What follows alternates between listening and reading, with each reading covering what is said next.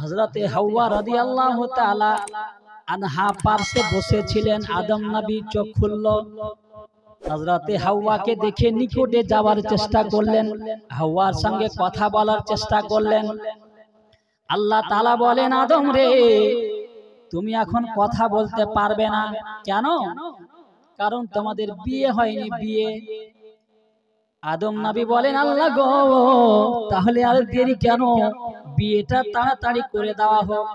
আল্লাহ তাআলা আর দেরি না করে ফেরেশতাদের হাজিরিত রেখে, ফেরেশতাদের উপস্থিতিতে হযরতে আদম নবীর এবং হযরতে হাওয়ার জান্নাতের মধ্যে বিবাহ পড়িয়ে দিলেন। বিবাহ হওয়ার পরে হযরতে হাওয়াকে আবার হযরতে আদম নবী স্পর্শ করতে চাইলেন, নিকটে যেতে চাইলেন। আল্লাহ তাআলা আবার বললেন যে আদম দাঁড়িয়ে যাও, স্পর্শ করতে পারবে না।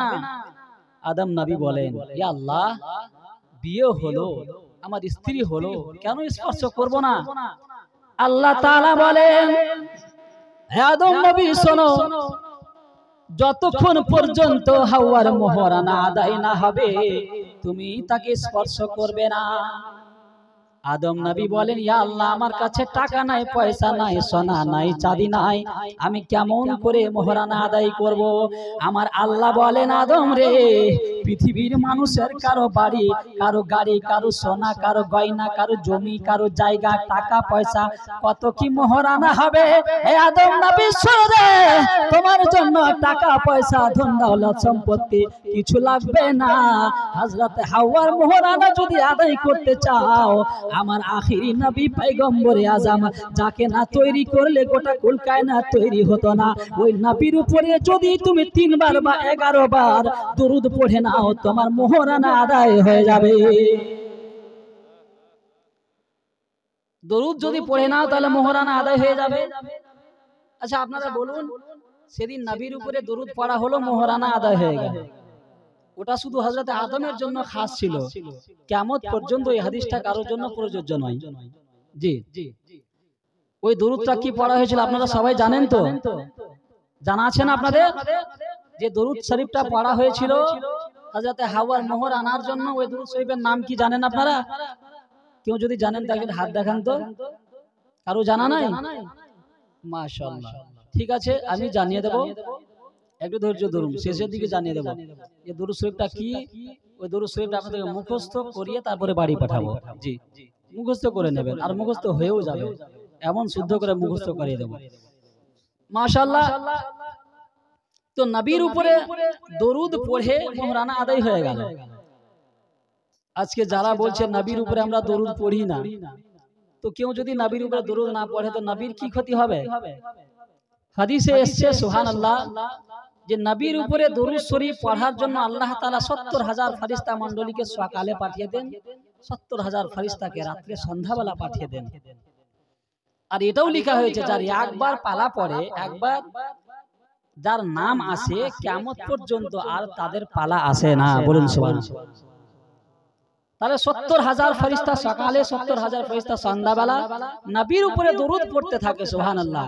কোরআন বলছে নবীর উপরে দরুদ পড়ো, ইন্নাল্লাহা ওয়া মালাইকাতাহু ইউসাল্লুনা আলান নবী ইয়া আইয়ুহাল্লাযীনা আমানু সাল্লু আলাইহি ওয়া সাল্লিমু তাসলিমা। নবীর উপরে দরুদ পড়ো, আল্লাহ পড়েন, ফেরেশতা পড়েন, মুমিন বান্দারে তোমরাও নবীর উপরে দরুদ পড়ো।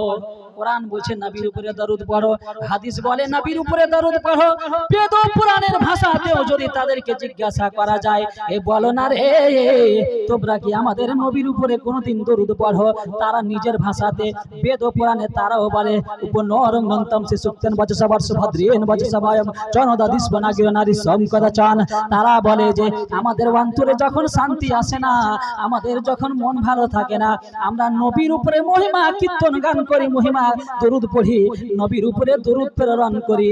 তারাও বলে যে নবীর উপরে যখন দরুদ প্রেরণ করি রে, আমাদের বেচেন অন্তরটা যেন শান্তিময় হয়ে যায়। জি, এই জন্য আমার নবী বলছে, টাকা থাকুক বা পয়সা থাকুক, টাকা থাকলে কি না থাকলে কি, নবীর উপরে দরুদ পড়ো, নবীর উপরে মোহাব্বত করো, নবীর সাথে মোহাব্বত করো। বাড়ি থাক বা না থাক, অন্তরে যদি শান্তি চাও নবীর সাথে মোহাব্বত করো। এই জন্য কোন শায়ের বলছে, না মেরে পাস বাংলা হে না মেরে पास कार है, न मेरे पास बाड़ी है, न मेरे पास गाड़ी है, कि न मेरे पास बंगला है, न मेरे पास कार है। नबी से दिल लगा लिया, नबी से दिल लगा लिया, करार ही करार है। मोहब्बत बोले ना सुभान अल्लाह।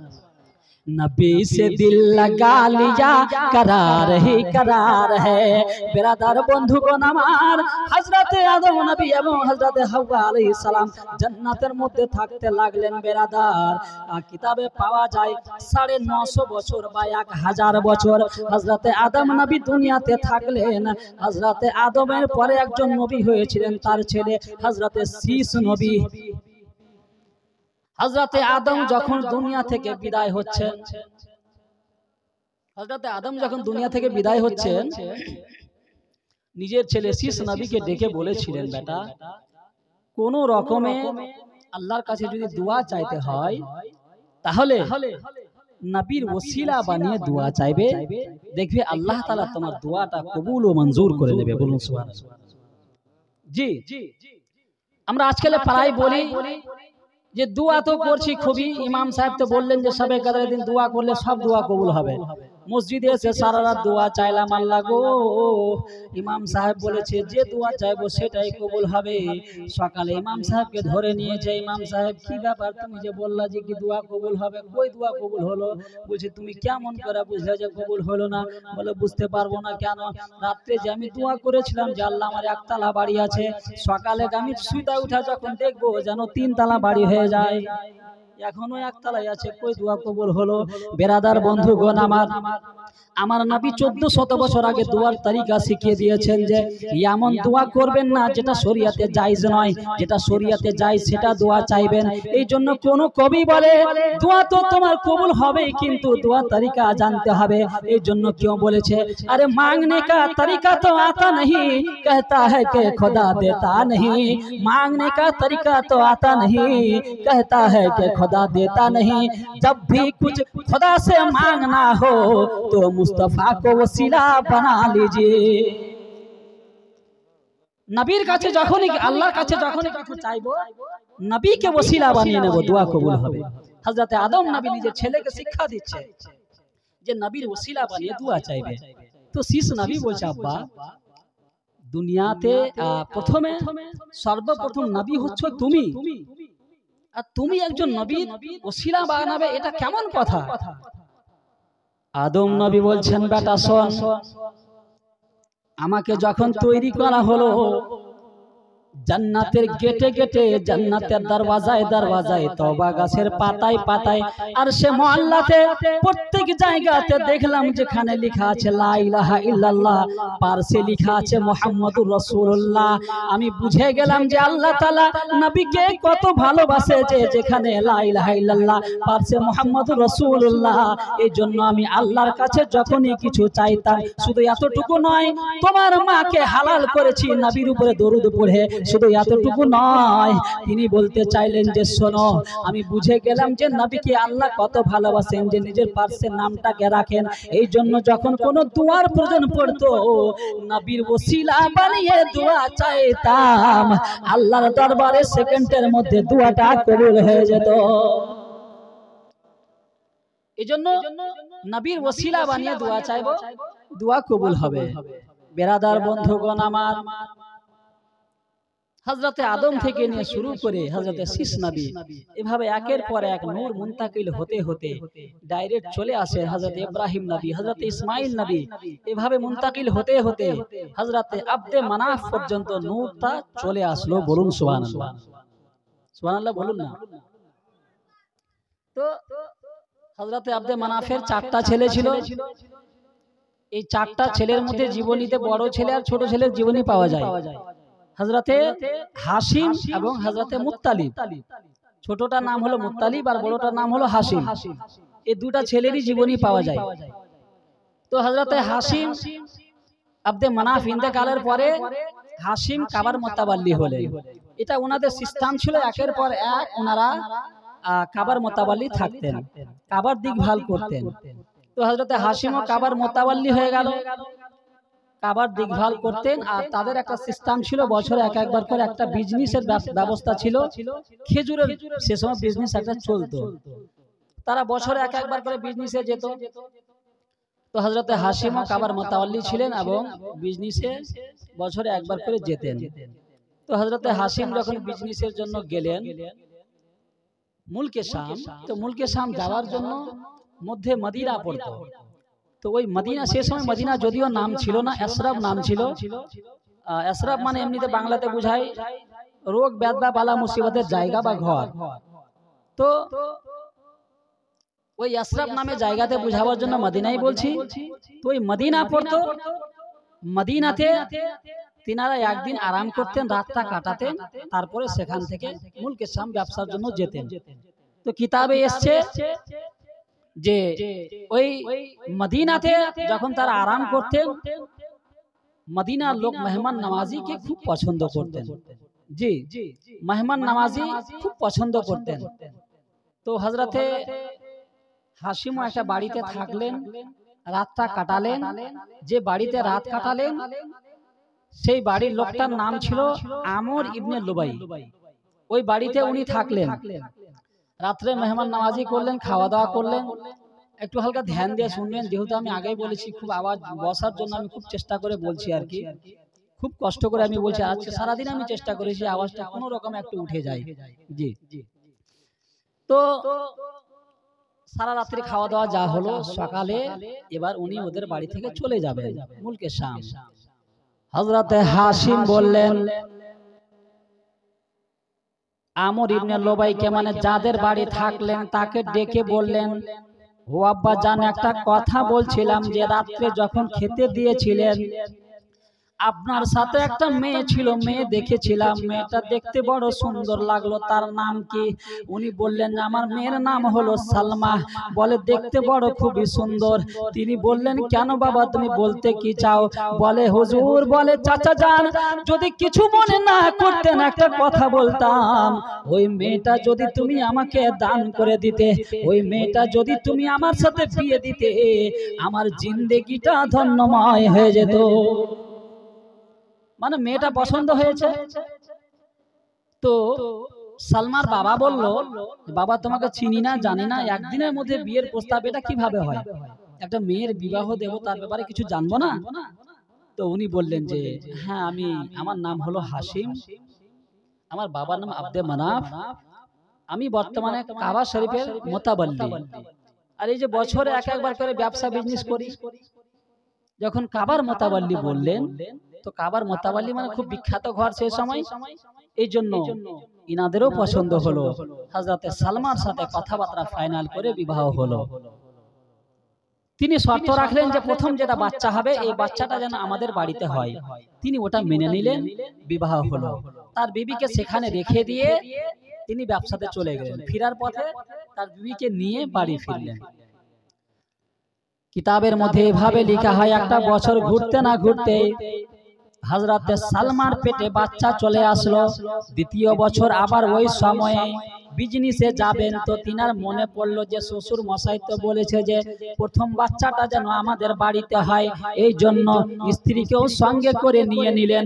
নিয়ে যাওয়ার পরে শ্বশুরের বাড়িতে রাতটা কাটালেন, রাত্রে ঘুমালেন। সকাল হতে না হতে হযরতে হাশিম বিবিকে বলে, ও বিবি, আমার মন বলে আমি বোধহয় বেশি দিন আর বাঁচবো না।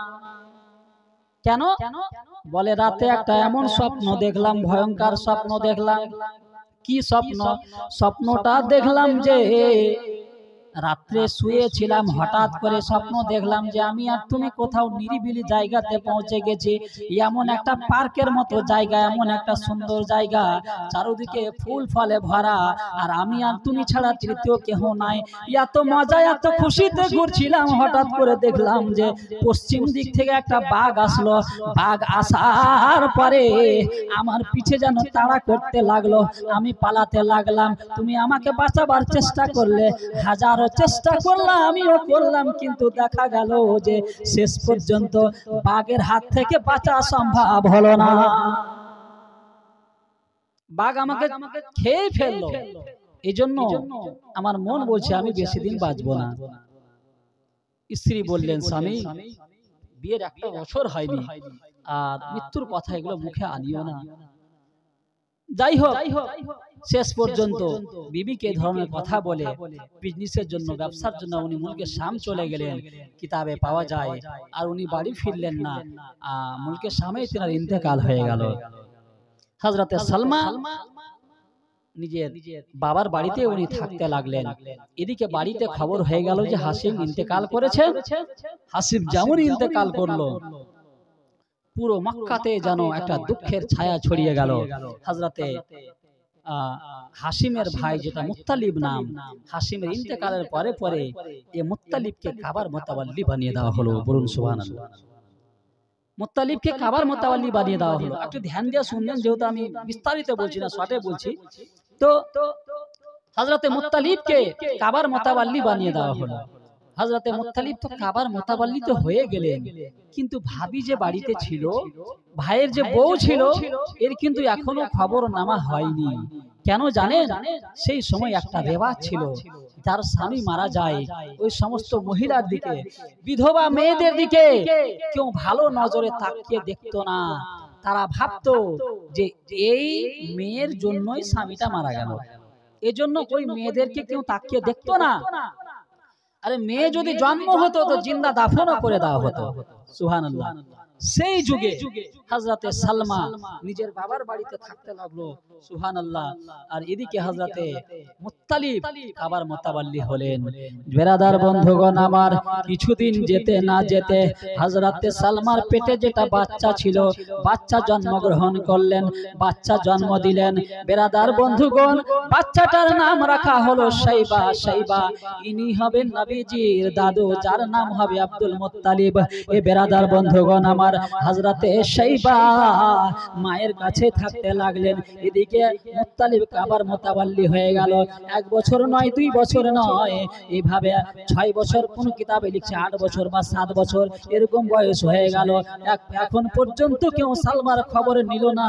সালমার গর্ভে যে বাচ্চা ছিল এর খবর নেওয়া হলো না। একদিনকার ঘটনা যে হযরতে সালমার যে ছেলেটা ছিল, মক্কাতে একটা খেলা ছিল, তীর ধনুকের খেলা ছিল। এই তীর ধনুক যখন খেলতো, তো কিতাবে লিখছে যে সব বাচ্চারা যখন একটা গাছকে নিশানা করে মারতো, তো কারু গাছটাতে লাগতো না, নিশানা ঠিক ঠিক জায়গাতে লাগতো না। কিন্তু শাইবা নামে বাচ্চাটা যখনই কোনো গাছে মারতে, একেবারে ঠিক নিশানাতে গিয়ে লেগে যেত। বলুন সুবহানাল্লাহ। তো যখন লেগে যেত, তো ছোট্ট বাচ্চা খুশি হয়ে বলতো যে তোমরা আমার সাথে কেউ পারবা না তীর ফেলে, কারণ আমার বাড়ি মদিনা নয়, আমার বাড়ি হলো মক্কা, আর আমার বাবার নাম হলো হাশিম। এটা সবসময় বলতেন। তো একটা মক্কা থেকে একটা রাহিব যাচ্ছিল, এই ভাষাটা শুনে গেলেন। শুনে উনি বুঝে গেলেন যে মাশাআল্লাহ, এটা হাশিমের ছেলে। সঙ্গে সঙ্গে উনি বাড়ি ফিরে গেলেন। মুত্তালিবকে খবর করলেন, ভাই আর তুমি দেরি করো না, সালমার গর্ভে যে একটা বাচ্চা ছিল, ওই বাচ্চাটা এখন বড় হয়ে গেছে, খেলাধুলা করছে, আমি দেখে আসলাম। তিনি বললেন যে শোনো, আমার মন বলছে যে ওই বাচ্চাটাকে যদি তুমি নিজের কাছে নিয়ে আসতে পারো, আর এই বাচ্চাটার বাবা নাই, এই বাচ্চাটাকে যদি তার বাবার জায়গাতে কাবার মোতাওয়াল্লি বানিয়ে দিতে, তার জিন্দেগিটা, তার জীবনটা ধন্যময় হয়ে যেত। মুত্তালিব বললেন যে আমি আর দেরি করব না, যতক্ষণ পর্যন্ত ওই আমার ভাতিজাকে, যতক্ষণ পর্যন্ত আমি এই মক্কাতে না নিয়ে আসবো, 1 গ্লাস পানি পর্যন্ত পান করব না। হযরতে মুত্তালিব উট নিয়ে রওনা হয়ে গেল, সালমার বাড়িতে পৌঁছেও গেল। বাচ্চাটাকে সঙ্গে করে নিয়ে ওই গতকালে যেমন এর আগে যেমন খেলছিল বাচ্চাটা তেমনই খেলছিল, আবার গাছে যখনই লেগে যাচ্ছিল বাচ্চাটা খুশি ওই কথাটাই বলছিল যে আমার বাড়ি মদিনা নয়, আমার বাড়ি হলো মক্কা, আমার বাবার নাম হলো হাসিম। সঙ্গে সঙ্গে মুত্তালিব উঠ থেকে নামলো, বলে বাবা তোমার বাবা কোথায়? বাচ্চাটা কাঁদতে শুরু করলো, বলে বাবা বেঁচে নাই, আমি মায়ের কাছে মানুষ হয়েছি, আমার বাবা ইন্তেকাল করেছে, আমি ইয়াতিম হয়ে গেছি। হযরতে মুত্তালিব বলেন, হে বাবা ইয়াতিম বলবা না, ইয়াতিম বলবা না রে, এতদিন তোমার বাবা ছিল না রে, আজ থেকে মুত্তালিব আমি কথা দিলাম আমি তোমার বাবা হয়ে গেলাম। তিনি খুশি হলেন, খুশি হয়ে বলে বাবা তোমার মায়ের কাছে চলো। মায়ের কাছে নিয়ে যাওয়া হলো, তার মাকে ডাক দিল বাহির থেকে, সালমা সালমা সালমা বলে যেমনই ডাক দেওয়া হয়েছে তার ভাবি বেরিয়ে এসছে। সুবহানাল্লাহ। সালমা যেমনই স্বামীর ভাই মানে ছোট দেওরের চেহারা যেমনই দেখেছে চোখ দিয়ে যেন পানি ঝরতে লাগলো। আল্লাহ গো, আজকে যদি স্বামী বেঁচে থাকতো এত অবহেলাতে চোখে দেখতো না, আজকে যদি স্বামী বেঁচে থাকতো এই অবস্থা হতো না। স্বামী ইন্তেকালের পরে জীবনে কেউ খবর নিল না আমি বেঁচে আছি কি নাই, আমি কেমন আছি, আমি খাবার খেয়েছি কিনা না খেয়ে আছি, জীবনে কেউ খবর নিল না। এই জন্য বলতে লাগলেন সালমা যার স্বামী নাই দুনিয়াতে কেউ নাই, বড় অসহায় হয়ে পড়েছি। হযরতে মুত্তালিব যার বাড়িতে এক জায়গাতে 1 বছর বসবাস করলেন রে বাবা, যে মুত্তালিব ছোট দেওরকে কত না খেতে দিয়েছেন, তার কত জিনিস পরিষ্কার করে দিয়েছেন, আজকে স্বামী মরে যাওয়ার পরে একদিনও কেউ খবর নিল না। হযরতে সালমা যেন ঝরঝর করে কাঁদছেন। বেরাদার বন্ধুগণ, মুত্তালিব বলেন ভাবিজান তোমার কাছে ক্ষমা চাই, আমার বড় ভুল হয়ে গেছে, জীবনে কোনোদিন খবর নিতে পারিনি, এই জন্য নেওয়া হয়নি যে মক্কাতে যে রেওয়াজটা রয়েছে যে যার স্বামী মারা যায় ওই মহিলার কেউ চেহারা পর্যন্ত দেখে না, এই জন্য আমি ওই রেওয়াজের মধ্যে লিপ্ত হয়ে গেছিলাম, তোমার খবর নিতে পারিনি ভাবি, আমি তোমার কাছে ক্ষমা চাইছি, আমার ভুল হয়েছে। হযরতে সালমা বলেন মুত্তালিব যাই হোক যেটা হওয়ার হয়েছে, উনি তো বুঝে গেলেন যে যার স্বামী বেঁচে নাই তার দুনিয়াতে কেউ নাই, এই জন্য আমি মহিলাদেরকে বলবো যতদিন তোমার স্বামী বেঁচে থাকবে স্বামীর গুরুত্ব দিবারে মা, স্বামীর গুরুত্ব দিতে শিখবা, কারণ স্বামী যতদিন বেঁচে আছে তোমার মাথার ছাতা বেঁচে আছে, যেদিন স্বামী ইন্তেকাল করবে একটা দোকানে যদি তুমি 5 টাকার বাকি নিতে যাও তারপরেও তোমাকে দিতে চাইবে না, আর যদি তোমার স্বামী বেঁচে থাকে 500 টাকাও বাকি নিলে তোমাকে দিতে রাজি আছে, কারণ যার স্বামী বেঁচে আছে তার মাথার ছাতা বেঁচে আছে। স্বামী বেঁচে থাকাতে স্বামীর গুরুত্ব দিন। মা বোনদেরকে বলবো যে স্বামীকে অবহেলা নজরে কখনো দেখবেন না, স্বামীকে সবসময় গুরুত্ব দিবেন। বেরাদার সালমা বলেন যে ভাই একটু ঘরের দিকে এসো, খাওয়া দাওয়া করে নাও। হযরতে মুত্তালিব বলেন যে ভাবি আমি ওয়াদা করেছি যতক্ষণ পর্যন্ত তোমার বেটাকে নিয়ে আমি মক্কাতে যাব না ততক্ষণ পর্যন্ত 1 গ্লাস পানি পর্যন্ত পান করব না। হযরতে একটু স্পিডে বলছি, বুঝতে কি অসুবিধা হচ্ছে? তো হযরতে সালমা বলছেন যে কি খবর বলো। হযরতে মুত্তালিব বললেন যে ভাবি তোমার যদি কোনো আপত্তি না থাকতো তো তোমার ছেলেটাকে আমি নিয়ে যেতাম, আমি নিজে তাকে পড়িয়ে শুনে ভালো উঁচু ডিপার্টমেন্টে পৌঁছে দিতাম, শেষ পর্যন্ত আমি যখন ইন্তেকাল করে যেতাম তোমার বেটা সাইবাকে, তার বাবা যে পদে ছিল তোমার বেটা সাইবাকে আমি কাবার মোতাওয়াল্লি বানিয়ে দেব। তো হযরতে সালমা বলেন ও আমার ভাই তোমাদেরই তো ছেলে, তুমি নিয়ে যাবা না তো কে নিয়ে যাবে, নিয়ে যাও কোনো ব্যাপার নয়, তবে একটা কথা শোনো আমার স্বামী ইন্তেকাল করার পরে আমার আর কেউ নাই, এই কচি বাচ্চাকে নিয়ে তো আমি জীবন পার করছি। আমার সোনা, এ আমার লাল, এটা ছাড়া আমার আর কেউ নাই। তুমি নিয়ে যাও, নিয়ে যেতে কোনো বারণ করব না। তবে একটা কথা বলি ভাই, তুমি একটা কথা দাও আমাকে, মাঝের মধ্যে 1 মাস পর 2 মাস পর মাঝের মধ্যে তুমি আমার ছেলেটাকে এনে আমাকে দেখিয়ে নিয়ে যাও। হযরতে মুত্তালিব বললেন যে ভাবি চিন্তা করো না, মাঝের মধ্যে আনবো আর দেখিয়ে নিয়ে যাব।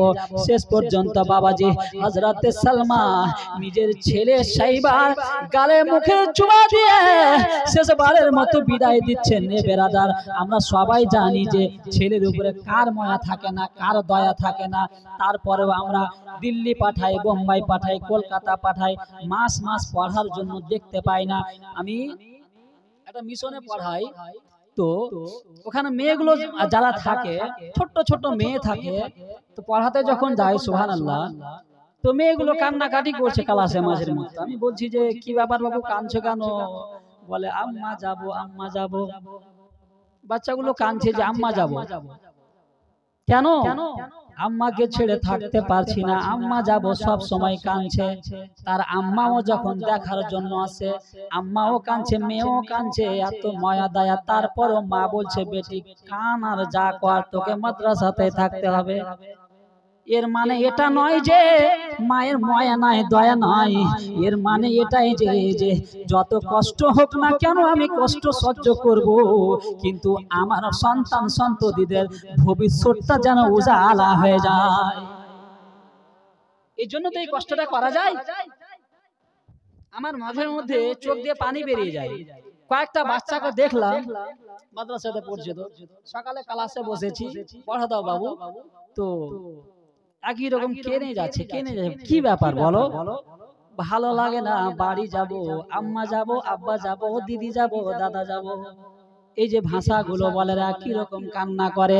সুবহানাল্লাহ, এত কান্না করে, এত ছোট্ট থেকে কোলে করে মানুষ করে অন্য জায়গাতে রেখে আসে, কারণ আমার ছেলে মেয়ের যেন ভবিষ্যৎ তৈরি হয়ে যায়। ঠিক তেমনি আমার সালমা ভাবলেন যে আমার কাছে রেখে আমি কিছু করতে পারবো না, এই ছেলেকে যদি তার চাচা নিয়ে চলে যায়, একদিন আমার ছেলে পড়ে শুনে বড় হবে, আর তার বাবার জায়গাতে আমার ছেলেও কাবার মোতাবাল্লি হয়ে যাবে। এই জন্য ছেলের ভবিষ্যৎ দেখতে গিয়ে হযরতে সালমা শেষবারের মতো বিদায় দিচ্ছেন। বারবার মা যেন ছেলেকে দেখছে, ছেলে যেন মাকে দেখছে। এই জন্য বেরাদার বন্ধুগণ, আমার নবী বলেছেন যে বিশ্ববাসীর লোকেরা, তোমার মা এমন মা যে তুমি হজ করতে যাবা, তোমার হজ কবুল হবে কিনা কোনো গ্যারান্টি নাই, লক্ষ টাকা খরচা করো গ্যারান্টি নাই, কিন্তু গ্যারান্টি ওয়ালা হজ কোথায় পাবেন? আমার নবী বলেন যে এ বান্দারা শোনো, আমার উম্মতিরা শোনো, তোমরা যদি হজ কবুল করাতে চাও, আমার নবী বলেন যে সন্তান সন্ততিরা তোমার মায়ের দিকে একবার মহব্বতের নজরে দেখে নাও। তোমার মা যদি একবার মুষ্টি মেরে তোমার দিকে দেখে হেসে যায়, তোমার মা যদি খুশি হয়ে যায়, তোমার মাকে একবার মা বলে ডেকে নাও। তোমার মায়ের চেহারা যদি একবার সুন্দর ভাবে দেখে নাও, আমার নবী বলছেন যে 1 লক্ষ খরচা করে হজ কবুল হবে কিনা কোনো গ্যারান্টি নাই, কিন্তু মায়ের দিকে একবার মহব্বতের নজরে যদি দেখা যায়, একটা কবুল হজের সব তোমার আমলনামাতে লিখে দেওয়া হবে। जो भी माँ के करीब होता है, फिर कहाँ वो गरीब होता है। बोलें ना सुभान अल्लाह।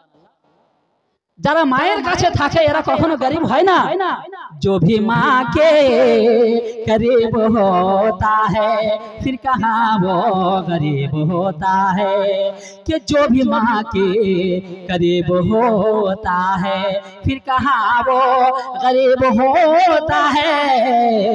माँ के साये से जो हुआ महरूम, ऐसा बेटा फकीर होता है। माँ के साये से जो हुआ महरूम, ऐसा बेटा गरीब होता है, गरीब होता है। बिरादर बंधुगण आमार, हजरत मुत्तालिब साइबाके निये एबार बाड़िर दिके रवाना हलेन। बिरादार এই সাইবাটার নামটাই হলো আব্দুল মুত্তালিব। কেমন করে হলো শর্টকাটে শুধু শুনলেন। হযরতে সাইবাকে যখন রাস্তাতে নিয়ে যাচ্ছিলেন বিরাদার, তিনি ভাবলেন যে আমি মক্কার লোককে বলবো না যে এটা আমার ভাতিজা, আমি মক্কার লোককে জানিয়ে দেব যে এটা হলো আমার কেনা গোলাম। এই জন্য রাস্তাতে কেউ জিজ্ঞাসা যখন করত, হযরতে মুত্তালিব বলতেন যে এটা আমার কেনা গোলাম। এই জন্য গোটা মক্কাতে প্রচার হয়ে গেল যে ইনি হলেন মুত্তালিবের গোলাম, ইনি হলেন মুত্তালিবের গোলাম। আর এটাকে আরবিতে বলা হয় আব্দুল মুত্তালিব, মানে মুত্তালিবের গোলাম। এটাই হলো আব্দুল মুত্তালিব মানে মুত্তালিবের গোলাম। আসল নামটা ছাপা পড়লো আর আব্দুল মুত্তালিবটা মশহুর হয়ে গেল, প্রচার হয়ে গেল। বিরাদার বন্ধুগণ আমার, হযরতে আব্দুল মুত্তালিব হাশিমের ইন্তেকালের পরে তিনি হয়ে গেলেন কাবার মুতাওয়াল্লি। তিনি এবার কাবার দেখভাল করতে লাগলেন। বিরাদার হযরতে আব্দুল মুত্তালিব দেখতেন যে গোটা মক্কাতে দূর দূরান্ত থেকে লোক আসতো আর এসে কাবার জিয়ারত করার জন্য আসতো। আব্দুল মুত্তালিব দেখলেন যে দূর দূর থেকে লোক আসছে, খাবার তো কোনো অভাব ছিল না, কিন্তু পানির বড় অভাব দেখলেন। আব্দুল মুত্তালিব ভাবলেন যে আল্লাহ, আমি তো শুনেছিলাম ইসমাইল নবীর পায়ের গোতা দিয়ে এখানে একটা জামজামের কূপ তৈরি হয়েছিল, ওই কূপটা যদি চালু করা হতো, এই মক্কাতে যে পানির অভাব রয়েছে ওইটা যদি চালু হয়ে যেত, গোটা মক্কাতে পানির অভাব দূর হয়ে যেত। এই জন্য হযরতে আব্দুল মুত্তালিব এটা চিন্তাই করছিলেন, রাত্রে ঘুমালেন, আল্লাহ তাআলা স্বপ্ন যোগে দেখালেন, আব্দুল মুত্তালিব আর দেরি করো না, জামজামের কূপটা জাহেলিয়াত যুগে তারা ঘটি বাটি এটা ওটা ফেলে দিয়ে বন্ধ করে দিয়েছে, তুমি আগামী কালকে বা সকালে উঠে এই কূপটাকে তুমি পরিষ্কার করে আবার নতুন করে চালু করো। বলুন সুবহানাল্লাহ। হযরতে আব্দুল মুত্তালিব তিনি বললেন যে আল্লাহ কোথায় আছে, আমি কিভাবে খুঁজবো? আল্লাহ তাআলা পুরো ডিটেইলস বলে দিলেন স্বপ্নযোগে যে কাবার পাশে দেখবে তুমি একটা আশরাফ এবং একটা নাইলা দুটো মূর্তি দেখতে পাবে, এবং তার পাশে দেখবে একটা কালো কাক এক জায়গাতে মানে নিজের মুখ দিয়ে ওই মাটি ঠকরাবে, আর সেই জায়গাতে তুমি খনন করবে, দেখবে সেখানে জামজামের কূপ রয়েছে। বলুন সুবহানাল্লাহ। আপনারা সকালে এরকম কিন্তু বলিয়েন না যে ডিটেইলস বুঝতে পারিনি, আমি আগেই বলেছি, খুব শর্টে বলছি বাবা। জি তো আব্দুল মুত্তালিব সকাল হলো, এবার ওই যে যেখানে পরিচয় দিয়েছিলেন, নিশানা বলে দিয়েছিলেন, সেই জায়গাতে আব্দুল মুত্তালিব গেলেন। যাওয়ার পরে কোদাল নিয়ে খনন করতে যেমনই যাবেন, গোটা মক্কার লোক বাধা দিল যে তোমাকে খনন করতে দেওয়া যাবে না। আব্দুল মুত্তালিব কিছুদিন দাঁড়িয়ে গেলেন বেরাদার। কিছুদিন পর আবার বড় ছেলে হারিসকে নিয়ে আবার খনন করতে গেলেন। আবার মক্কার লোকেরা বাধা দিতে চাইলো। আব্দুল মুত্তালিব তাদেরকে বলল যে ভালো খনন করতে দাও, যদি না দাও তাহলে আমি কিন্তু মাঠে নেমে পড়বো। হযরত আব্দুল মুত্তালিব যখন দেখলেন যে এরা এমনিতে শুনবে না, আব্দুল মুত্তালিব যখন বললেন যে মাঠে নেমে পড়বো, তার ছেলেকে সঙ্গে করে নিয়ে যেমন করে হোক মক্কার লোককে বুঝিয়ে হোক, তাদেরকে রেগে হোক বুঝিয়ে হোক, যেমন করে হোক কথা বলে শেষ পর্যন্ত ওই জমজমের কূপটা খনন করে ফেললে। খনন তো হয়ে গেল, চালু তো হয়ে গেল। আব্দুল মুত্তালিবের মনে কিন্তু একটা দুঃখ থেকে গেল যে আল্লাহ, এতগুলো যে বাধা পেতাম, আমার যদি 2-4-10টা ছেলে থাকতো তাহলে এই বাধাটা কিন্তু কেউ দিতে পারতো না। একটা কথাই বলে যে যার জোর তার মুলক। তো আমার যদি ছেলে থাকতো 10টা, তাহলে কেউ বাধা দিত না। আল্লাহ, তুমি যদি আমাকে পরপর 10টা ছেলে দাও, তাহলে একটা ছেলে তোমার রাস্তাতে আমি কুরবানি করে দেব। বলুন সুবহানাল্লাহ। আল্লাহ তাআলা এই মান্নত কে কবুল করলেন। দেখুন মান্নত বহুত প্রকার আছে, তো মান্নত যখন মানবেন তো এগুলো একটু ভেবে শুনেই মানবেন। আমরা আজকাল এমন করে মান্নত মানছি, সুবহানাল্লাহ, মান্নত আল্লাহ তাআলা পছন্দ করেন, তবে মান্নতে একটা হাকিকি হয়, একটা মান্নতে উরফি হয়। মান্নতে দুটা কিসিম আছে। তো আমরা যেগুলো মান্নত মানছি, এগুলো আমাদের মধ্যে এমন হয়েছে, একটা গরিব বাড়িতে, বুঝলেন, আমার কাছে ফতোয়া জিজ্ঞাসা করতে এসেছিল, যেহেতু মুফতির একটা কোর্স করেছি, এর জন্য প্রায় ফাতোয়া জিজ্ঞাসা করার জন্য আসে। তো জিজ্ঞাসা করছে, হুজুর আমি অসহায় অবস্থা, খুব গরিব মানুষ, তো আমার ছেলে অসুখ ভালো হচ্ছিল না, তো আমি আল্লাহর কাছে দোয়া করেছিলাম যে আল্লাহ যদি আমার ছেলের অসুখ ভালো হয়ে যায়, আমার ছেলে যদি অসুখ ভালো হয়ে যায় তো দরগাতে আমি 2টা খাসি দিব। এভাবে মান্নত মেনে নিয়েছে। এবার যখন ও ছেলের অসুখ ভালো হয়ে গেছে তো দরগাতে যে 2টা খাসি দেবে, এটা কিন্তু ওর আর আওকাত নাই। আজকে রাত দুপুরে খাবে, রাত্রে কি খাবে এটা তার শক্তি নাই, তাহলে ও দিবে কিভাবে 2টা খাসি? কি করব তাহলে? আর একটা জিনিস শুনেন, বহু মানুষ এটাও মাসলা জিজ্ঞাসা করে। আমি দরগাতে বললাম যে আমার যদি অমুক কাজটা হয়ে যায়, অমুক কাজে কত কাজ আছে সব ঢুকেলেন ওখানে, তো অমুক কাজটা যদি হয়ে যায় তো দরগাতে আমি 4টা গরু দিব কি খাসি দিব, ওই কাজটা আপনার হলো না, তো আপনি কি করবেন? দরগাতে খাসি দেওয়াটা ওয়াজিব, জরুরি, তাহলে কি? তো আমাদের মহিলারা এরকম বলে, আপনাদের দিকে বলে কিনা জানি না, আমার বাবলা মোথাবাড়ির দিকে বলে বেরাদার বন্ধুগণ, যে যখন যখন কোন মহিলা কি কোন ছেলে যদি দরগাতে মান্নত মেনে নেয়, তার কাজ হলো কি না হলো দেখার নাই, মান্নত মানলে তাকে তার জন্য দেওয়া জরুরি হয়ে যায়। এটা মহিলারা বলে, এটা ফাতোয়া দিইনি আমি, এটা মহিলারা বলে। কিন্তু আসল ফাতোয়া কি? আসল ফাতোয়া তো হলো যে আমরা গ্রামার পড়েছি বেরাদার, আসল ফাতোয়া হলো শর্ত বাতিল তো মাশরুত বাতিল। জি, আমি তো শর্ত বলেছিলাম যদি কাজ হয় তবে দেব, কাজ হয়নি আপনার দাওয়াও জরুরি নাই। বুঝে গেলেন? কাজ হয়নি দিতে হবে না।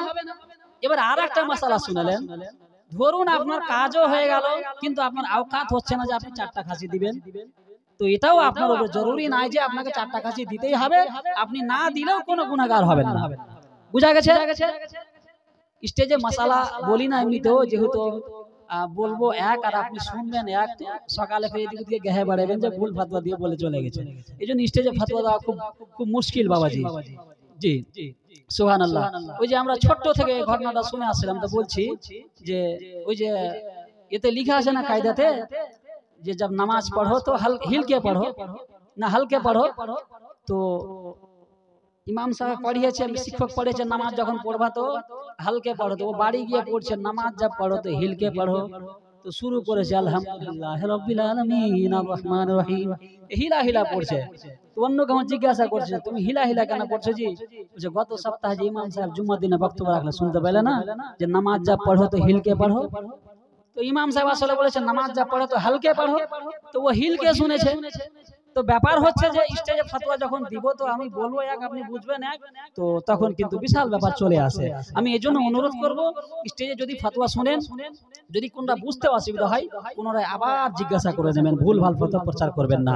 জি ব্রাদার বন্ধুগণ আমার, আমি বলছিলাম যে আল্লাহর দরবারে যেমনই ফরিয়াদ করলেন, মান্নত মানলেন, আল্লাহ তাআলা মান্নত কবুল করলেন। কিতাবে এসেছে বাবাজি, পরপর 10টা বেটা দেওয়া হলো, হযরতে আব্দুল্লাহ, হযরতে হারিস, হযরতে আবু লাহাব, এভাবে একের পরে এক 10টা বেটা দেওয়া হলো। 10টা বেটা আমার আব্দুল মুত্তালিব তো পেয়ে গেলেন, 10টা বেটা নিয়ে ঘর সংসার শুরু হয়ে গেল। কিন্তু কিতাবে লিখছে যে হযরতে আব্দুল মুত্তালিব 10টা বেটা পাওয়ার পরে এই মান্যতটা যেন একেবারে ভুলে গেল। আল্লাহ তাআলা বলে আব্দুল মুত্তালিব তুমি মান্যত কি ভুলে গেছো? বলে কি মান্যত? তুমি যে বলেছিলে যে একটা বেটা কুরবানি দেব, 10টা বেটা যদি দাও তো দিয়েছে কিনা? বলে হ্যাঁ। তাহলে কুরবানি কেন দাওনি? বলে আল্লাহ গো আমি তো ভুলে গেছি। এরকম হয় কিনা? আমাদের মধ্যেও যতক্ষণ কাজ হয়নি, আমাদের মহিলাদের মধ্যেও দেখেছি, ছেলেদের মধ্যেও দেখেছি, মসজিদে যখন মাধ্যমিক শুরু হয় তো দেখি ছোট ছোট বাচ্চারা এসে নামাজ পড়ছে, মেয়েরাও দেখি যায় একবার বোরখা টুরখা লাগে নামাজ পড়ছে, আর মৌলভী সাহেবের কাছে কলম পড়িয়ে দাও, দোয়া করে দাও। কারণ কি? বলছে আমি নামাজ ধরবো, কলম পড়িয়ে দাও, সারা সারা রাত লিখবো। আজকাল নামাজ ধরলাম আর কোনোদিন ছাড়বো না, কারণ সামনে পরীক্ষা আছে, পরীক্ষার জন্য নামাজ ধরেছে, আল্লাহর কাছে দোয়া করছে আল্লাহ গো আমাকে পাস করিয়ে দাও, আমাকে পাস করিয়ে দাও, জীবনে নামাজ ছাড়বো না। আর যেমনই পাস করে নিল তারপরে একেবারে টোটালে নামাজটা ভুলে গেল। হয় কি না? আপনাদের দিকে হয় না? কিছু বেটি ছেলেগুলো বলে, আমাকে কয়েকটা ছাত্রী এসছে কলম পড়াতে, তো আমাকে বলছে যে হুজুর কলমগুলো পড়িয়ে দেন তো। তো আমি বললাম যে কলমগুলো পড়িয়ে দেবো, ঠিক আছে, কোনো পয়সা টয়সা চাইছি না, পাস যদি করে দিবা তো মিষ্টি খাওয়াতে হবে পরে করে, কোনো ব্যাপার না হুজুর, কেজি কেজি মিষ্টি খাওয়া, আপনাকে টেনশন দিবেন না। পাস যখন করে নিয়েছে বলছি ওই রে মিষ্টি খাওয়াবি না, বলছে হুজুর আমরা কষ্ট করে রাত জায়গা পড়েছি, আপনারাই আমাকে খাওয়ান। জি, আমরা তো কত কষ্ট করে পড়ে পাস করলাম, তো উচিত আপনাদেরকে যে আমাদেরকে খাওয়াবেন আপনি। তো ব্যাপার হচ্ছে আল্লাহর যখন কোনো পুরস্কার আমরা পাই তো খুশি হয়ে সুবহানাল্লাহ, আমাদের উচিত যে সে আমরা দান করব, আর যেটা ওয়াদা করব সেটা পূর্ণ করব। বেরাদার বন্ধুগণ আমার, হযরতে আব্দুল্লাহ যিনি ছোট বেটা, ইনি হবে আমার নবীর বাবা। এই বেরাদার বন্ধুগণ আমার, হযরতে আব্দুল মুত্তালিব ভাবলেন যে আমি কেমন করে বেটাদেরকে বলবো যে একজনকে কুরবানি দেব, কেমন করে বলবো। আল্লাহর নবীর দাদু আব্দুল মুত্তালিব 10 বেটাকে এক জায়গাতে একত্রিত করলেন আর বলছেন, বেটা আমি তোমাদেরকে একটা কথা বলতে চাইছিলাম, কিন্তু কেমন করে বলবো, তোমরা কি কথা রাখবে?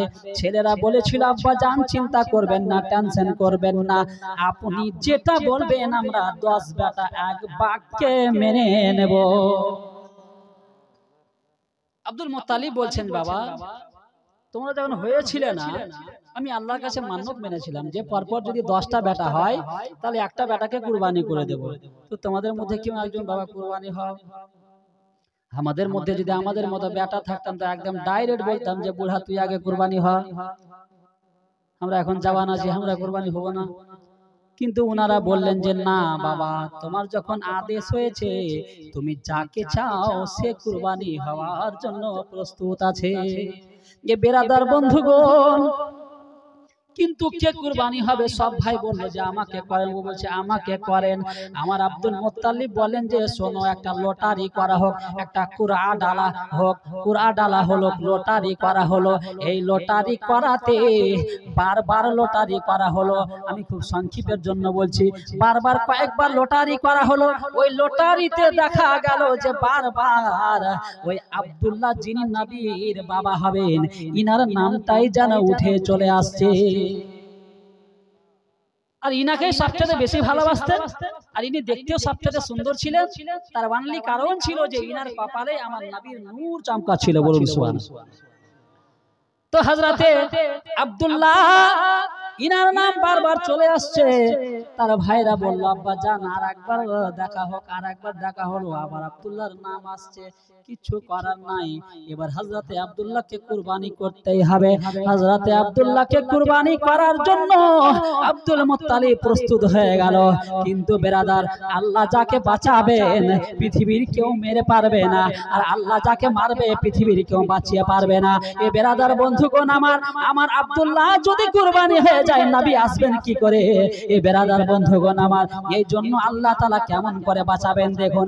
আব্দুল মুত্তালিব নিজের ছেলে আব্দুল্লাহকে কুরবানি করার জন্য নিয়ে যাবেন, আর গোটা মক্কার লোক, কুরাইশ বংশের লোকেরা এসে ধরে ফেললো, ওগো যাহাবো না, ওগো আব্দুল মুত্তালিব, এটা ছেলে আপনার হতে পারে কিন্তু একে কুরবানি হতে দেব না।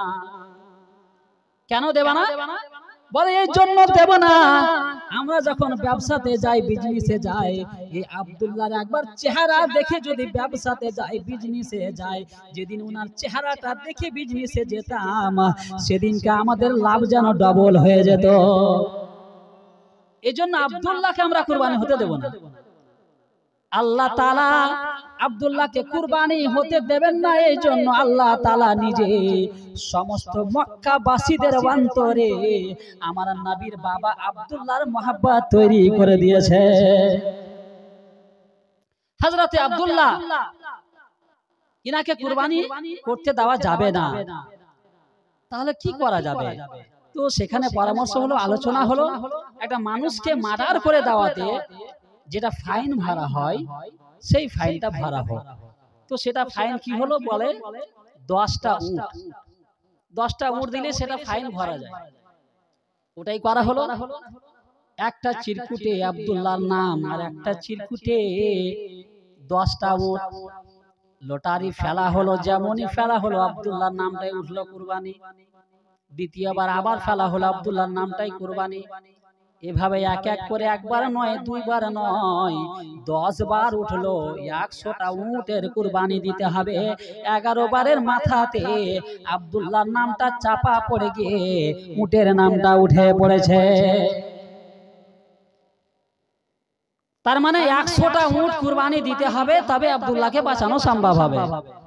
গোটা মক্কার লোকেরা বলেছিল, যাহাবো না, চিন্তা করবেন না, আমরা নিজের উট দিতে রাজি আছি, টাকা পয়সা যা লাগে দেব, কিন্তু আব্দুল্লাহর কুরবানি হতে দেব না। এই বেরাদার সবাই উট দিতে চাইলো। আব্দুল মুত্তালিব বলেন যে আমি কারো একটা উটও নেব না, কারণ আমার নিজেরই 200টা উট আছে। 100টা উট কুরবানি করে দেওয়া হলো, আর হযরতে আব্দুল্লাহকে এভাবে বাঁচিয়ে নেওয়া হলো।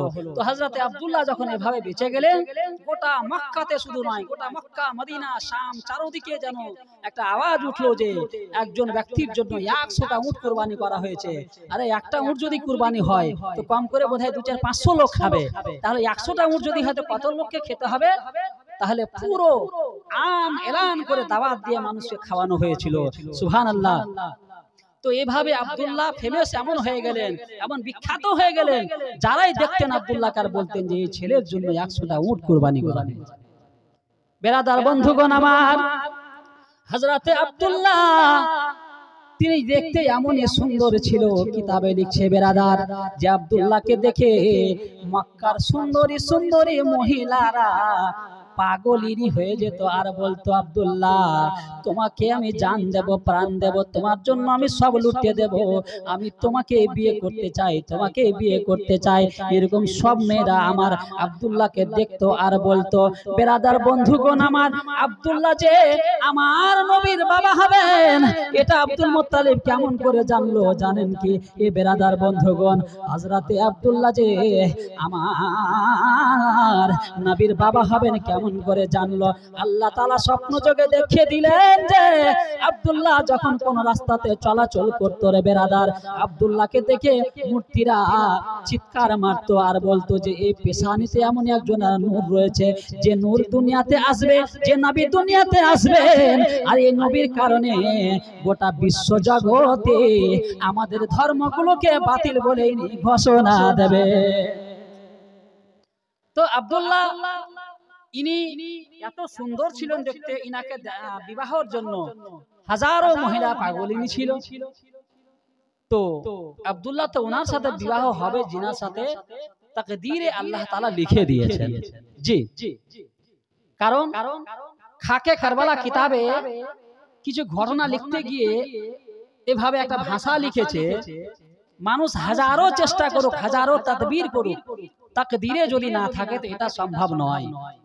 একটা জমিতে, 1 বিঘা জমিতে আপনিও সমান বীজ দিয়েছেন, সমান মেহনত করেছেন, সমান পানি দিয়েছেন, সবকিছু সমান করেছেন, ফলাফলের সময় দেখা গেল যে ওর 1 কুইন্টাল হয়েছে, আপনার 10 কেজি হয়েছে। হতে পারে কিনা? তো এটাকে বলবো তাকদীর। এজন্য বলা হয়েছে, ওখানে লেখা হয়েছে ভাবে যে তাকদীর কে আগে তদবীর नहीं চলতি। তাকদীরের আগে কখনো তদবীর চলে না, তবে যতদিন আমাদের জীবন ততদিন তদবীর চালিয়ে যাব। জি বেরাদার বন্ধুগণ আমার, আমার আব্দুল্লাহর সাথে যে মহিলার বিয়ে হবে যেমন তেমন মহিলা চলবে না। আমার আব্দুল্লাহর সাথে যার বিবাহ হবে ওই মহিলার নামটা হবে আমেনা, তার বাড়ি হবে মদিনা। ওই মহিলার নাম হবে আমেনা, তার বাড়ি হবে মদিনা। এ বেরাদার বন্ধুগণ, এ আমেনা ছাড়া আব্দুল্লাহর কোন মহিলার সাথে বিবাহ হবে না। নবীর বাবার নাম কি, নবীর মায়ের নাম কি? নবীর সমস্ত কিতাবে লেখা হয়েছে নবীর বাবার নাম হবে আব্দুল্লাহ, নবীর মায়ের নাম হবে আমেনা, নবীর জন্ম হবে মক্কাতে, আর নবীর মাজার হবে মদিনাতে। এই বেরাদার বন্ধুগণ আমার, আগের ভাষাতে শুনতে পাবেন যে নবীর বাবার নাম কি, নবীর মায়ের নাম কি। এই বেরাদার বন্ধুগণ, হযরতে আব্দুল্লাহকে হাজারো মহিলা পাগলিনী হলেও হযরতে আব্দুল্লাহর বিবাহ হবে আমেনার সাথে। এই জন্য বেরাদার 1 বছর 2 বছর এভাবে কাটতে কাটতে শেষ পর্যন্ত হযরতে আব্দুল্লাহর 24 ইয়ার্স বা 24 বছর বয়স পৌঁছে গেল। কয় বছর বললাম? 24 বছর। 24 বছর যখন বয়স হলো, আব্দুল মুত্তালিব ভাবলেন যে বেটার বিবাহ দিতে হবে। তো বাবা হয়তো বলাটা সম্ভব হচ্ছে না, তো কাউকে দিয়ে বলাতে হবে যেন ছেলে বিবাহ করে নাই। তো আব্দুল মুত্তালিব তার বন্ধুদেরকে ডেকে বলেছিল যে বাবা তোমরা একটা কাজ করে দাও তো, আমার ছেলে বিবাহ করবে কি করবে না একটু জিজ্ঞাসা করো, যদি বিবাহ করে তো ইনশাআল্লাহ আমি বিবাহটা দিয়ে দুনিয়া থেকে কখন আছি কখন চলে যাব, সে ছেলের বিবাহটা দেখেই যাব। তো ছেলেরা জিজ্ঞাসা করলো আব্দুল্লাহ তুমি কি বিবাহ করবা না? আব্দুল্লাহ বলেছিলেন এ আমার বন্ধুরা, মানুষের বিয়ে কয়বার হয়? বিয়ে কয়বার হয় মানে কি ব্যাপার, তুমি কি বিয়ে করে ফেলেছো? বলে হ্যাঁ। কখন বিয়ে করলে? বাবাকে ডাকা হলো, বলে হায় রে হায়, বাবা জানলো না, মা জানলো না, গ্রাম জানলো না, বন্ধু বান্ধব জানলো না, কেমন করে বিয়ে হয়ে গেল? আব্দুল্লাহ বললেন আব্বা জান আমি বলবো মনে করছি কিন্তু বলতে পারছি না লজ্জাতে। বলে কি হয়েছে বেটা খুলে বল। আব্দুল্লাহ বললেন আব্বা জান আর বলিয়েন না, আমি রাত্রে শুয়েছিলাম, হঠাৎ করে কে জানো আমার মাথার কাছে এসে বসে মাথাতে হাত বুলিয়ে বলতে আছেন যে আব্দুল্লাহ তোমার বাবাকে বলে দিও তোমার জন্য যেন কোনো পাত্রী না খুঁজে, তোমার জন্য কোনো যেন বউ না খুঁজে। বলে কেন? এই জন্য যে তোমার বিবাহ হয়ে গেছে, আমার বিবাহ হয়ে গেল, মেয়েটার নাম কি, বাড়ি কোথায়, সমস্ত কিছু বলে দিলেন যে তোমার বিবাহ হয়ে গেছে, ওই মহিলার বাড়ি হবে মদিনা আর তার নামটা হবে আমেনা। সবকিছু জানিয়ে চলে গেছে আব্বা, কিন্তু আমি আপনাকে জানাতে পারছি না। তো তিনি বললেন যে দেখো যখন এভাবে হয়েছে তো দুনিয়াতেও একটা প্রকাশ্যে বিবাহ দেওয়া দরকার। তো হযরতে আব্দুল্লাহর বিবাহের এরকম কথাবার্তা চলছিল। একটা হালকা শুধু এই ঘটনাটা শুধু বলে দিই। আব্দুল্লাহ যখন একটা শিকারে গেলেন, কারণ আব্দুল্লাহর পিছে একটা এমনই দুশ্মন লেগে গেছিল যে একে মারতে হবে যেমন করে হোক, না থাকবে বাঁশ না বাজবে বাঁশরি, আব্দুল্লাহকে যদি মারতে পারা যায় নবী আর দুনিয়াতে আসবে না। এজন্য আব্দুল্লাহকে মারার চেষ্টা করছিল। হযরতে আব্দুল্লাহ একদিন শিকারে গিয়েছিলেন আর 2-4-10 জন হঠাৎ করে তরবারি নিয়ে দাঁড়িয়ে গেল, আব্দুল মুত্তালিবকে কতল করে দেব, মেরে দেব। আব্দুল্লাহ বলছেন যে ভাই সাহেব আমি এমন কি ভুল করেছি, এমন কি ক্ষতি করেছি তোমাদের যে তোমরা আমাকে মেরে দেবে? বলে ভুল ভালের কোনো ব্যাপার নয়, আমরা তোমাকে মারতে চাই এই জন্য যে তোমাকে যদি মেরে দিই তাহলে নবী দুনিয়াতে আর আসবে না। এই জন্য তারা মারার জন্য আগে যেমনই বাড়বে, কিতাবে লিখছে সুবহানাল্লাহ, সঙ্গে সঙ্গে আল্লাহর তরফ হইতে 10 জন ব্যক্তিকে পাঠিয়ে দেওয়া হলো, সাদা সাদা লেবাস পরিধান করে পশ্চিম দিক থেকে হঠাৎ করে আসলো আর সঙ্গে সঙ্গে তাদের উপরে চড়াও হয়ে মুহূর্তের মধ্যে তাদেরকে সেখান থেকে ধূলিসাৎ করে মিটিয়ে দিলেন। বলুন সুবহানাল্লাহ। হযরতে আব্দুল্লাহ এভাবে তার প্রাণ রক্ষা হয়ে গেল। সেইখানে যে ঘটনাটা ঘটেছিল, তো ওই যে আমেনার বাবা যিনি ওয়াহাব জোহরি যিনার নাম, ইনি কিন্তু দাঁড়িয়ে ঘটনাগুলো দেখছিল। দেখার পরে ইনি বুঝে গেলেন যে আল্লাহ মেয়ের যদি বিবাহ দিতে হয় এই আব্দুল্লাহর সাথে দেব, কারণ ইনি একজন বিশাল মানুষ, ইনি হয়তো নবীর বাবা হবেন। কারণ ইনার জন্য হঠাৎ করে 10 জন ব্যক্তি কে আসলো, আসার পরে তাকে বাঁচিয়ে নিলেন আর দেখতেও এত সুন্দর। তিনি সবকিছু ভাবনা চিন্তা করে নেওয়ার পরে বাড়ি পৌঁছে গেলেন, বিবিকে বললেন বিবি রে একটা খুশির খবর তোমারে বলবো, আমার মেয়ের বিবাহের সময় হয়েছে, আমার মেয়ের বিবাহের কথাবার্তা করতে চাই। কার সাথে? বলে সমস্ত ঠিকানা বলে দেওয়া হলো। তাদের বাড়ি হলো মক্কাতে, তার দাদুর নাম হলো আব্দুল মুত্তালিব, তার বাবার নাম হলো আব্দুল্লাহ, আব্দুল্লাহর বাবার নাম হলো আব্দুল মুত্তালিব। এ বেরাদার বন্ধুগণ আমার সমস্ত কিছু ডিটেইলস বইয়ের সামনে আলোচনা করা হলো। এদিকে বেরাদার আব্দুল্লাহর বাবা আব্দুল মুত্তালিব বেটার জন্য একজনকে সাথে নিয়ে এবার মক্কা থেকে মদিনা রওনা হচ্ছে যে ডাইরেক্ট কথা বলে একটা বিবাহর ডেট করে নেব। এবার ডেট করার জন্য হযরতে আব্দুল মুত্তালিব ওয়াহাব জোহরির বাড়িতে পৌঁছে যাচ্ছেন। ওয়াহাব জোহরি বাইরে দাঁড়িয়ে ছিলেন। আব্দুল মুত্তালিব ওয়াহাব জোহরীকে অনেকদিন আগে দেখেছেন, আর চিনতে পারা মুশকিল হয়ে যাচ্ছে। এই জন্য তাকে ডেকে বলছে, ও ভাই সাহেব একটু বলো না রে এই জায়গাতে ওয়াহাব জোহরীর বাড়ি কোনটা? তিনি বললেন যে কেন? বলে শুনেছি তার নাকি একটা মেয়ে আছে যার নাম হলো আমেনা। তাহলে তুমি কি বলতে চাইছো? আমি বলতে চাইছিলাম যে আমার ছেলের সাথে ওই মেয়ের বিবাহের প্রস্তাব এনেছিলাম। আমার আব্দুল ওয়াহাব জোহরী বলল যে এই বাবা, এই ভাই শোনো, তোমার আশাটা বরবাদ হলো, তোমার আশাটা বেকার হলো, কারণ এসে লাভ হবে না। ওই আমেনার বিবাহ হয়ে গেছে। আমেনার বিবাহ হয়ে গেছে? বলে হ্যাঁ, আমেনার বিবাহ হয়ে গেছে। তুমি কেমন করে জানলে যে বিবাহ হয়ে গেছে? বলে আমি জানবো, তা কে জানবে? আমি তো আমেনার বাবা, আমার নামটাই হলো আব্দুল ওয়াহাব জোহরী। মাশাআল্লাহ। তো বিয়ে তো হয়ে গেছে, একটা ঘটনাটা খুলে বলো কি হয়েছে? তিনি খুলে বলছেন যে শোনো, আমি একদিন রাতে শুয়েছিলাম, সেম একই রকম ঘটনা। আমাকে কে জানো এসে বললো যে হে আব্দুল ওয়াহাব জোহরী, শোনো না রে, তোমার মেয়ের আমেনার কোথাও পাত্র দেখবে না, কোথাও ছেলে খুঁজবে না, তোমার মেয়ে আমেনার বিবাহ হয়ে গেছে। যার সাথে বিবাহ হয়েছে তার নাম হবে আব্দুল্লাহ, তার বাবার নাম হবে আব্দুল মুত্তালিব, যিনি হলেন বর্তমান কাবার মোতাওয়াল্লি। আর যেমন এইভাবে বলা, আব্দুল মুত্তালিব বলেন যে আমার নামটাই হলো আব্দুল মুত্তালিব, আমার ছেলের নাম হলো আব্দুল্লাহ। সঙ্গে সঙ্গে গলা গলা জড়িয়ে এবার বিহাই শুরু হয়ে গেল।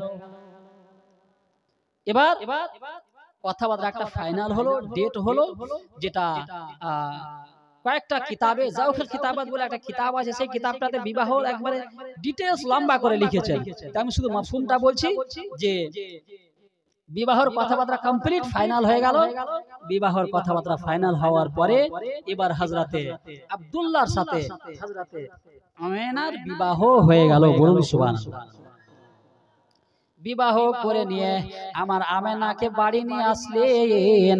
হযরতে আমেনা যখন বাড়ি আসলেন, আমেনা সব সময় যেন কাঁদছেন যে আল্লাহ, স্বামী কেমন হবে, আমার শ্বশুর কেমন হবে, শাশুড়ি কেমন হবে, বড় টেনশনে বাবা আছেন।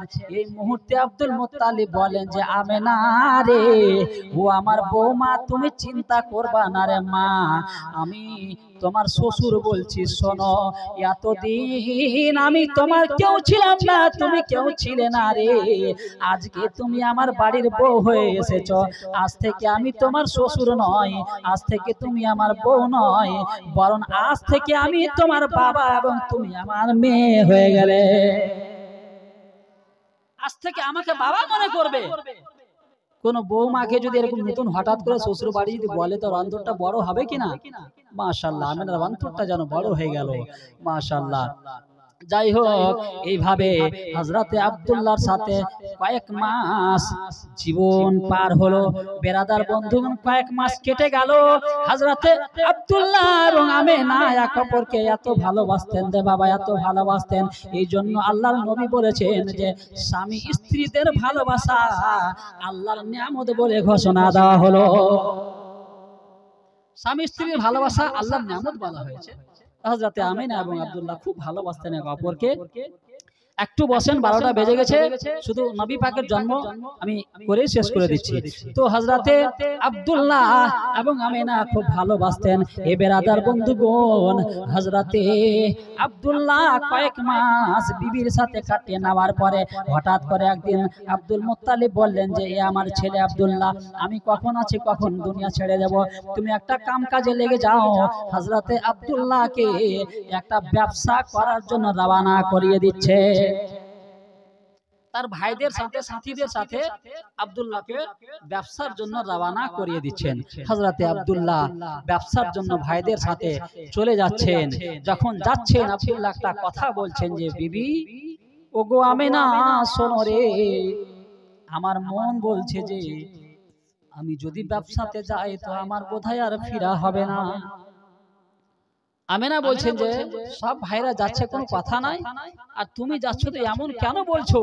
আব্দুল্লাহ বলছেন, বিবি রে, জানি না, বুঝি না, কিন্তু অন্তর জানো আমার বলছে যে আমি বোধহয় আর ফিরে আসবো না। আব্দুল্লাহ বিবির দিকে তাকাচ্ছেন, আমার আমেনা স্বামীর দিকে তাকাচ্ছেন। এইভাবে তাকাতে তাকাতে বিবিকে বলে দিয়ে, বাবাকে বলে দিয়ে, মাকে বলে দিয়ে, ফ্যামিলি সকলকে বলে দিয়ে বাড়ি থেকে আব্দুল্লাহ ভাইদের সাথে এবার ব্যবসাতে বেরিয়ে গেল, যেমনই ব্যবসাতে বেরিয়ে গেল, হযরতে আমেনার কানে কানে যেন একটা আওয়াজ কে দিচ্ছে আর বলছে, আমেনা রে,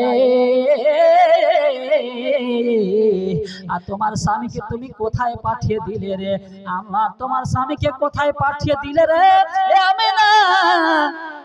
তোমার স্বামী এমন জায়গাতে চলে গেল রে, তোমার স্বামী আর জিন্দেগিতে কোনোদিন তোমার কাছে ফিরবে না। বারবার এটা আওয়াজ আমার আমেনাকে কে জানো দিচ্ছে, আর আমেনা মন খারাপ করে যেন একই রকম বসে আছে। এদিকে আব্দুল্লাহ ব্যবসা শুরু করেছেন ভাইদের সাথে। একদিন দুই দিন কাটতে কাটতে কম বেশ 15 দিন প্রায় কেটে গেছে। হযরতে আমেনা খাওয়া দাওয়া ভালো করে করছে না, সব সময় কান্নাকাটি। আমার আব্দুল মুত্তালিব বলেন, বৌমা রে, তোমার শরীরটা যেন দিন দিন শুকিয়ে যাচ্ছে, চেহারাগুলো কালো হয়ে যাচ্ছে, দিন দিন তুমি কাঁটার মতো শুকিয়ে যাচ্ছ। বৌমা, আমি বুঝতে পেরেছি তোমার স্বামী আব্দুল্লাহর জন্য চিন্তা করছো রে মা, চিন্তা করো না, তোমার স্বামী আর কয়েকদিন পর ফিরে আসবে রে মা, চিন্তা করো না। বারবার নিজের বৌমাকে এইভাবে বুঝাচ্ছে।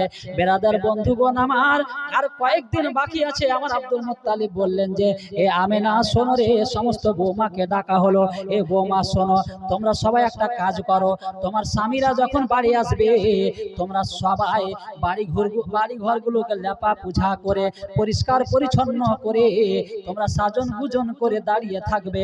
তোমার স্বামীরা যখন বাড়িতে আসবে রে, তোমার স্বামীদেরকে মুষ্টি মারা একটা চেহারা দেখে দাও। তোমার স্বামীরা যখন আসবে, স্বামীদেরকে দেখে তোমরা খুশি হবে, একটু হেসে দেবে। এই জন্য আল্লাহর নবী বলেছেন যে, শোনো, কোন স্বামী যখন বাহির থেকে 2 মাস 6 মাস 1 বছর খেটে আসবে, ওই স্বামী বোম্বাই দিল্লিতে কত কষ্ট করে বিল্ডিং এর কাজ করে, খেয়ে না খেয়ে কত রকম কাজ করে, কিন্তু বাড়িতে যখন আসে ছেলে মেয়েদের চেহারাগুলো দেখে, নিজের স্ত্রীর চেহারাটা একবার দেখে, আর স্ত্রী একবার মুষ্টি মেরে শুধু হেসে দেয়। আর হাসা দেখে এই ছেলেরা 6 মাস যে খেটে এসেছে, যতগুলো কষ্ট হয়েছে, স্ত্রীর চেহারা দেখার পরে সমস্ত কষ্ট বেদনা ভুলে যায়। তো সেভাবেই করা হলো। তার বৌমারা দুরূদ নজরানে পড়েন, আল্লাহুম্মা बहार वक्त सुहानी फसल बहार पैदा होने वाला है, पैदा होने वाला है, मेरे महबूब खुदा सबसे निराला है, मेरे महबूब खुदा। ये बेरादार बंधुगण আমার নবী পয়গম্বরে আজম এই যে আসতে চলেছেন হযরতে আব্দুল্লাহ, এবার বিজনেসে চলে গেছেন বাবা, এবার ফিরার পথ হয়ে গেছে, প্রায় কমপ্লিটের মধ্যেই বাবা 1 মাস হয়ে গেছে। এবার আব্দুল্লাহ বাড়ির দিকে ফিরবেন। আমেনা বাড়ির দিকে অপেক্ষা করছেন যে আমার স্বামীরা চলে আসবেন, ইনারা বাড়িতে খুশি মানাচ্ছে যে চলে আসবেন, সবাই তো খুশি পালন করছে, কিন্তু আমেনার চেহারাতে খুশি দেখা যায় না। কারণ বারবার যেন কানের গোড়াতে কে বলছে যে, ও আমেনা রে, তোর স্বামী আর ফিরবে না। আব্দুল্লাহ বাড়ি যখন ফিরছিলেন, ফিরার পথে হঠাৎ করে আব্দুল্লাহ এক জায়গাতে আরাম করছিলেন, সব ভাই মিলে আরাম করার পরে সব ভাই বললো যে, ভাই এবার বাড়ির দিকে চলো। যেমনই উঠে সাওয়ার হবেন, সব ভাই তো উঠলো, কিন্তু আব্দুল্লাহ আর উঠতে পারছেন না। এমন একটা ব্যথা শুরু হয়ে গেল, কষ্ট শুরু হয়ে গেল, আর কোনো মতে উঠা যাচ্ছে না। সব ভাইরা ধরে কেমন করে উটের উপরে চাপালেন। কিছু দূর যাওয়ার পরে আব্দুল্লাহ উট থেকে যেন নিচে পড়ে গেছেন। যেমনই পড়ে গেছেন, তার ভাইরা দৌড়াটা দিয়েছে, দৌড়িয়ে তার ভাইকে তুলতে শুরু করেছে। ভাইরে ভাই, চলো না বাড়ির দিকে রওনা হয়, কষ্ট হোক আর যা হোক বাড়ি তো যেতেই হবে। টানা ঘিচা করতে শুরু করেছে যে, চলো ভাই। আমার আব্দুল্লাহ বলে, ও ভাইরা, একটা কথা বলি তোমাদেরকে, শোনো। আমার মন বলে রে, এই মদিনা থেকে আমার বোধহয় আর মক্কাতে যাওয়া হবে না। তোমরা চলে যাও ভাই, আমার যাওয়া হবে না। তার ভাইরা কয়েকদিন পর্যন্ত তার ভাইয়ের খিদমতে থাকলো, কিন্তু আরাম হলো না কোনো মতে, আস্তে আস্তে বাড়তেই থাকলো। এর জন্য একটা বাড়িতে জিম্মেদারি দিয়ে কিনারা তা বাড়ি ফিরলেন এবং বললেন যে শেষের বেলায় তিনারা এটাও বললেন যে আমার বাবাকে পাঠিয়ে দেব কিংবা বড় ভাই হারিস আবার আসবে, এই ধরনের একটা বক্তব্য একটা কথা বলে তিনারা তাকে সেখানে রেখে বাড়ির দিকে রওনা হয়ে গেলেন। সুবহানাল্লাহ। আব্দুল্লাহ একে একে যত দিন যেন পার হয় আব্দুল্লাহর অসুখ যেন বাড়তেই থাকে। এবার বাবাজি 10 ভাইরা এবার উট নিয়ে রওনা হলো। 9টাতে 9 ভাই আর একটা উট যেন খালি। এবার বাড়ির দিকে রওনা হয়ে গেল। আমেনা দূর থেকে দেখছেন যে 10টা উট চলে আসছে, কিন্তু 9টা উটে তো সওয়ারি বসে আছে, 10 নম্বর উটে যেন কেউ বসে নাই। হযরতে আমেনা একটা দৌড় দিয়েছেন, কি ব্যাপার 10 নম্বর উঠে কেন কেউ নাই? এবার বাবা আস্তে আস্তে যত নিকটে আসতে থাকলো তত যেন আমেনার কষ্ট বেড়ে গেল। এ বেরাদার বন্ধুগণ আমার, হযরতে আমেনা এবার দেখছেন যে 10 নম্বর উঠে কোনো সাওয়ারি নাই। আব্দুল মুত্তালিব একটা দৌড় দিয়েছেন যে বেটা কি ব্যাপার, তোমরা তো সবাই বাড়ি আসলে, আমার আব্দুল্লাহ ছোট বেটা কই? তারা বলল ও আমার বাবা, আমার আব্বা জান, শুনুন আমার ভাই এখন জিন্দা আছে, বেঁচে আছে, আমার ভাই অসুখ পড়ে গেছে, এই জন্য নিয়ে আসা সম্ভব হলো না, আমরা চলে আসলাম, কয়েকদিন পর একটু সুস্থ হবে তো গিয়ে নিয়ে আসব। আমার আব্দুল মুত্তালিব বললেন যে তোমরা তো চলে আসলে, তোমরা নিজের নিজের বিবির ঘরে চলে যাবে, আমার আমেনাকে আমি কি দিয়ে বুঝাবো? এ বেরাদার বন্ধুগণ আমার, হযরতে আমেনা জিজ্ঞাসা করেন ভাইদেরকে আর বলেন তোমরা আমার বলো না, তোমরা আমার বলো না, ভাই 9 জনা আমার স্বামী কেন এলো না? এ বেরাদার বন্ধুগণ আমার, আমার আমেনা জিজ্ঞাসা করছেন, ভাইরা বলেন যে ও আমার বৌদি, ও আমার ভাবি, শোনো চিন্তা করো না, তোমার স্বামী যখন আরাম হবে আমরা গিয়ে নিয়ে আসবো। এ বেরাদার এভাবে কয়েকদিন কেটে গেল। হযরতে আমেনার ঘুম হয় না, খাওয়া দাওয়া হয় না। আচ্ছা বলুন তো মা বোনেরা, কারো স্বামী যদি দিল্লি বোম্বাই অসুস্থ পড়ে থাকে, ওর স্ত্রীকে বাড়িতে খুশি মানাবে, ওর স্ত্রীকে বাড়িতে আনন্দ মানাবে, ওর স্ত্রীকে কি খেতে ভালো লাগবে, উঠতে ভালো লাগবে, বসতে ভালো লাগবে বাবা? এই জন্য আমেনাকে কিছুই ভালো লাগে না। এ বেরাদার বন্ধুগণ আমার, হযরতে আমেনা রাদিয়াল্লাহু তাআলা আনহা সব সময় যেন কান্নাকাটি করে। একদিন আমেনা একবার একটু জোর করে কেঁদে দিয়েছেন। আব্দুল মুত্তালিবকে বলছেন আব্বা জান আমার অন্তর যেন ফেটে যাচ্ছে, আর আমি থাকতে পারছি না, আমি আর থাকতে পারছি না। ওগো আব্বা জান, আমি বলছিলাম যে আমরা দুজন না হলে চলেন একবার গিয়ে আমার স্বামীর অবস্থা কি দেখে আসি। কোন কিতাবে বলা হয়েছে বড় ভাই হারিস গিয়েছিল, কোন কিতাবে বলা হয়েছে আব্দুল মুত্তালিব নিজেই নিজের বৌমাকে নিয়ে গিয়েছিল। বেরাদার বন্ধুগণ আমার, আব্দুল মুত্তালিব এবং হযরতে আমেনা এবং উম্মে আইমান তিনজন বাবাজি আমার আব্দুল্লাহকে নিয়ে আসার জন্য, আমেনাকে সান্ত্বনা দেওয়ার জন্য সঙ্গে করে নিয়ে যেতে লাগলেন। বলে আমেনা রে চিন্তা করিস না রে মা, তোমার স্বামীর কাছে আমরা চলে যাচ্ছি, চলো। আমার আমেনাকে সঙ্গে করে নিয়ে যেতে লাগলো। এবার বাবাজি যেই জায়গাতে আব্দুল্লাহকে রেখে আসা হলো সেই গভীর জায়গাতে পৌঁছে গেল। পৌঁছে যাওয়ার পরে আমার আব্দুল মুত্তালিব চারিদিকে এত খুঁজেন কিন্তু আব্দুল্লাহকে কোথাও দেখা যায় না। আমার আমেনা বলেন আব্বা জান একবার আপনার ছেলেকে ডাক দিন, আপনার ডাকে অবশ্যই সাড়া দেবে, আপনি যদি ডাকেন তো আপনার ছেলে অবশ্যই থাকতে পারবে না, অবশ্যই ডাকে সাড়া দেয়, একবার ডাক দিন। আমার আব্দুল মুত্তালিব রাস্তা চলছে না, ডাকছে না, আব্দুল্লাহ রে তোর জন্য মা আমেনা কান্দে। বেরাদার বন্ধুগণ আমার, হযরতে আব্দুল্লাহকে ডাক দিতে থাকলেন কিন্তু কোনো যেন ডাকে সাড়া আসছে না। কয়েকজন লোক যেন হাজির হলো আর বলতে লাগলো বাবা তোমরা কে, তোমার নাম কি? Abdul Muttalib. ওই যে পাশে একটা মহিলা দাঁড়িয়ে আছে তার নাম কি? আমেনা। বলে হ্যাঁ। তুমি কেমন করে জানলে যে মেয়ের নাম আমেনা? তুমি কেমন করে জানলে যে আমার নাম আব্দুল মুত্তালিব? লোকেরা বলল ও চাচা জান মনে কিছু করবেন না, আপনার ছেলে আব্দুল্লাহ আমাদের আমাদেরকে বলে গিয়েছে যে একজন আসবে বয়স্ক করে, যার নাম হবে আব্দুল মুত্তালিব, আর তার সঙ্গে একজন পর্দাশীল এমন একজন মহিলা থাকবে যার নাম হবে আমেনা। আমি বুঝে গেছি যে এটাই হবে আমেনা, আপনি হবেন আব্দুল মুত্তালিব। তারা বলল যে আব্দুল মুত্তালিব আপনি? বলে হ্যাঁ। কিন্তু আমার ছেলে কোথায়?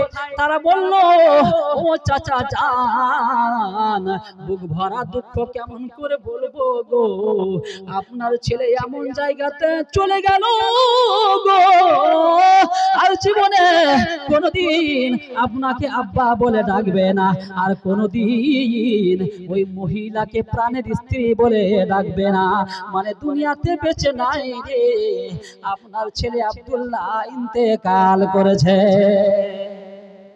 সকলে বলুন ইন্না লিল্লাহি ওয়া ইন্না ইলাইহি রাজিউন। আমার আমেনা যেমনই স্বামীর ইন্তেকালের কথা শুনেছে, সমস্ত আসমান জমিনের দুঃখ যেন ভেঙে পড়ল, সঙ্গে সঙ্গে আমেনা যেন জমিনে পড়ে গিয়েছে, বেহুশ হয়ে গেছে। আমেনার হোশ ফিরে না, জ্ঞান ফিরে না। আব্দুল মুত্তালিব নাকে মুখে পানি ছিটিয়ে দিলেন, আমেনার হোশ ফিরেছে, বলে হোশ ফিরেছে, জ্ঞান ফিরেছে। বলে ও আব্বা জান, আমার স্বামী কোথায়? বলে আমার মারে, তোমার স্বামী এমন জায়গাতে চলে গেল রে, আর জীবনে কোনোদিন ফিরবে না, আর এটা সম্ভব নয় যে ফিরিয়ে দেবে।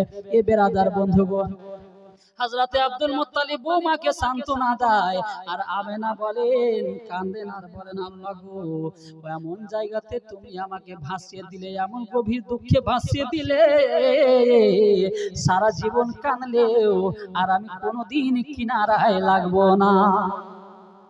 হযরতে আমেনা অতিরিক্ত কান্নাকাটি করার পরে সেখান থেকে আব্দুল মুত্তালিব বাড়ি নিয়ে গেলেন, বুক ভরা দুঃখ নিয়ে।